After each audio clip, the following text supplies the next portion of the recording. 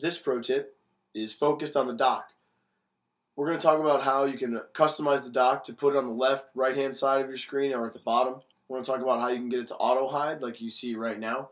We're going to talk about how you can also increase the size of the dock to make it take up more of your screen. So let's get started.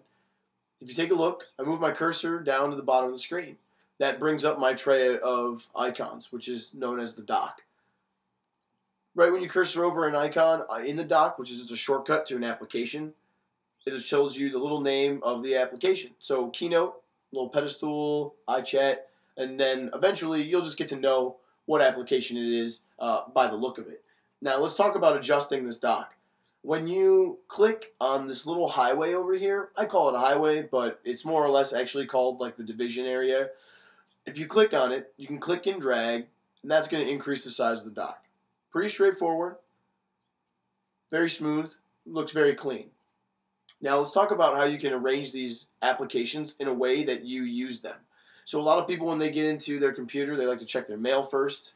You can click and drag the mail over. So it's the first icon next to the Finder. Now the Finder is always going to stay to the left-hand side.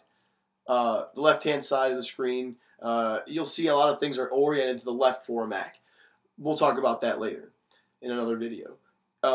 These icons can be click and dragged just like anything else on your Mac. And the moment they seat apart from each other, you can drop them in. Now I'm going to put that back because I like my icon that way. Let's talk about how you get icons to your dock. To grab an icon, you got to go into your Finder, right into your Applications folder. The Applications folder here is showing up as a list or as an icon view if you want, if it's easier for you to see. Drive Genius. Can't go anywhere without that.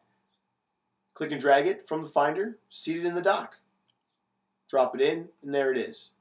You can close the Finder window, go right down to your application, and launch it. The dock is an animated dock.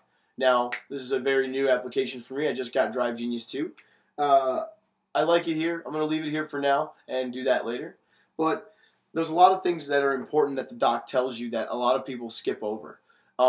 Underneath each icon, when activated, like let's say for instance Photoshop activates, there's a blue dot underneath each icon that's actually running on your Mac, that's using up the CPU. It's very important that when you are going to do something graphically inclined, that you bring all the applications that you're not using to a quit. And the way that you quit these applications is just by going up to the menu bar, going into the Photoshop menu, and going to the quit.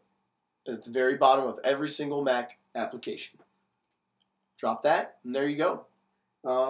So this pretty much wraps up the pro tip. For more information, you can stay tuned for our next video or subscribe to our podcast. Thanks.